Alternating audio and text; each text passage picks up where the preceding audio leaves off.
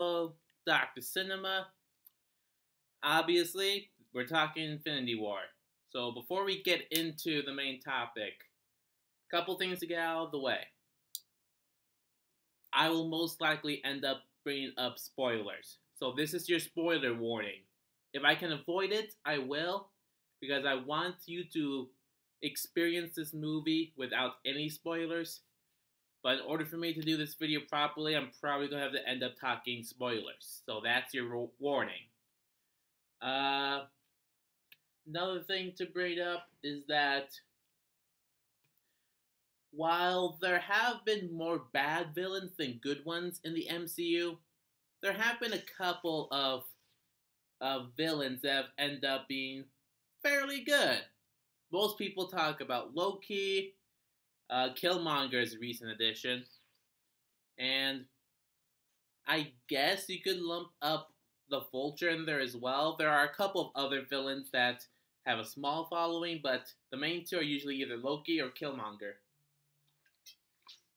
So this video, while analyzing the main villain of Infinity War, will determine whether or not this villain, Thanos, is the best villain of the MCU. That will be the question up for this video. So let's get into it. So, Thanos. In the comics, Thanos is easily one of the most interesting fictional characters ever. So I'm not going to go too deep into his comics origins, but the gist of it is that Thanos has been in love with Mistress Death, the physical embodiment of death in the Marvel comic universe. Yeah, there's an actual physical embodiment of death as a beautiful woman, skull for face. Yeah, that's a comic thing. So Thanos has been in love with her for pretty much his entire life.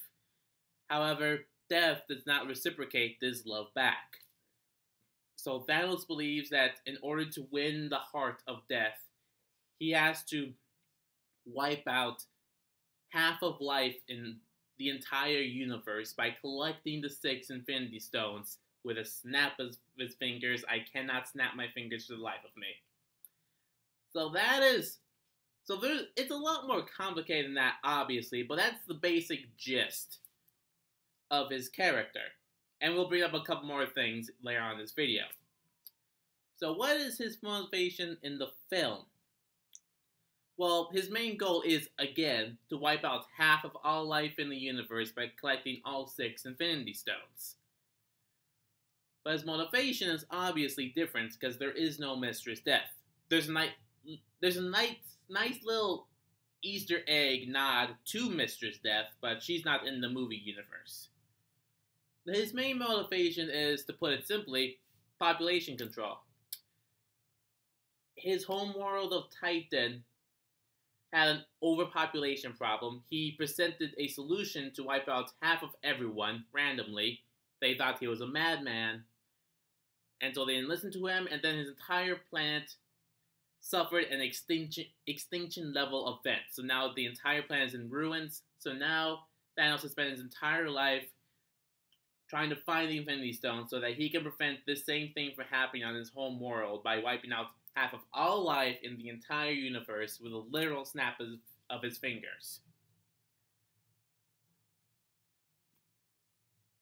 I have to admit, this is a far more real motivation than most of the other MCU villains. Actually, it's probably even it's probably a better motivation than Loki's was at being a villain. Think about it. What was Loki's motivation? Rule Asgard. That's pretty much it. I mean, his motivation for why was a little bit interesting, but his ultimate goal was underwhelming, to say the least. He is charismatic, but nothing else much beyond that.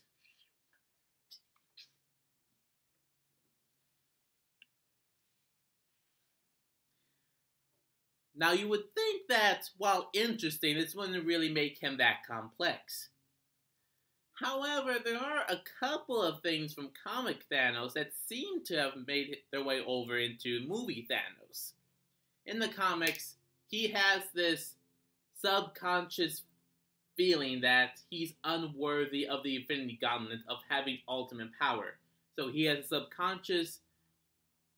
subconscious command to lose. Like subconsciously, he doesn't really want to win because he feels he's unworthy, and that seems to have carried over to the movie. I mean, for those of us who have seen Infinity War, let's think about this. He was really torn up of what he had to do in order to get the Soul Stone. Again, I'm going to try to avoid as much spoilers as possible, but yeah, that's generally how he got the Soul Stone, and he's actually really torn up about it. When Mantis is in connection with those the feelings during the big battle, she says that he is in mourning, which is really kind of surprising. And when he does ultimately do his big finger snap, he is temporarily transported into, I guess, what is inside the Soul Stone, because in the comics, the Soul Stone has its own inner world within the stone, and he sees a younger version of the person he had to sacrifice in order to get the Soul Stone, and the younger version of the person he sacrificed asks him if he did it. He responds with yes. And then that sacrifice person says, what did it cost? He said everything.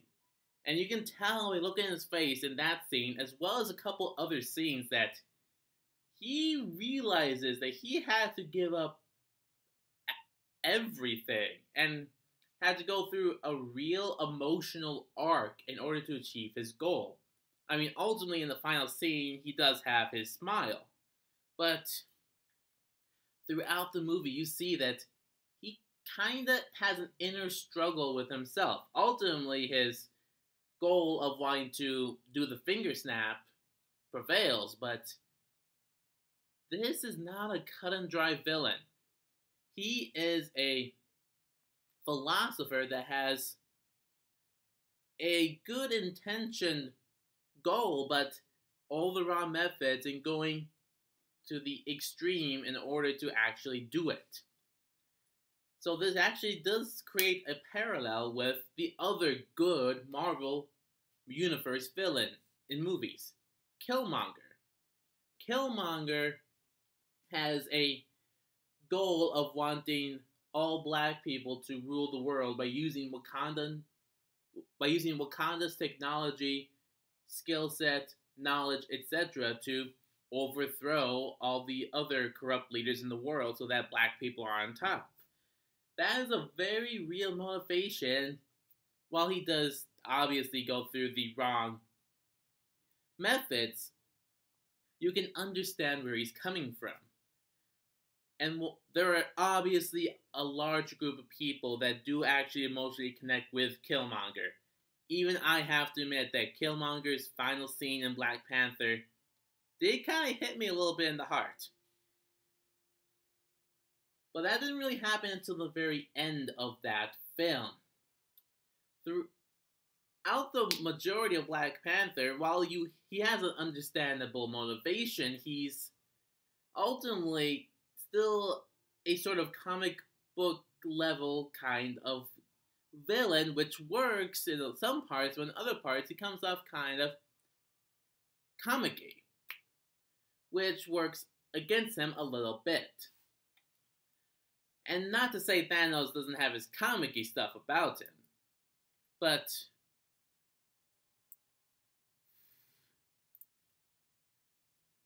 Thanos is someone that people of all kinds can connect to. I mean, Killmonger has certainly his own specific group that connects with him emotionally, but that Thanos is something that can be relatable and can connect to everyone regardless of skin color, ethnicity, or background. Of course, there might be some people to ultimately struggle with the why and the how, why this way kind of method of Thanos, but ultimately, I think Thanos is so far, because he's going to appear in one more film, that this is so far a perfect adaptation of one of the most interesting fictional characters I know. But does this mean that he's the best that the Marvel Cinematic Universe has given us? There's obviously going to be a lot of debate, but personally, I think the movie version of Thanos, in addition to being a so far perfect adaptation of the comic villain, is so far the best villain of the Marvel Cinematic Universe. Yeah, I know a lot of people are going to kill me in the comment section, but what can you do, Quachi? So that's what I have to say about Thanos. And like I said, I tried, and obviously in this video, I kept away from certain spoilers, but obviously I warned you in the beginning that there were going to be some spoilers. So if you've already seen Infinity War, what are your thoughts on Thanos as well as the rest of the movie? Because I did really like the movie in general as well. Comment down below, like this video if you agree, comment, share, and subscribe. Dr. Cinema and Quachi. See you guys next time.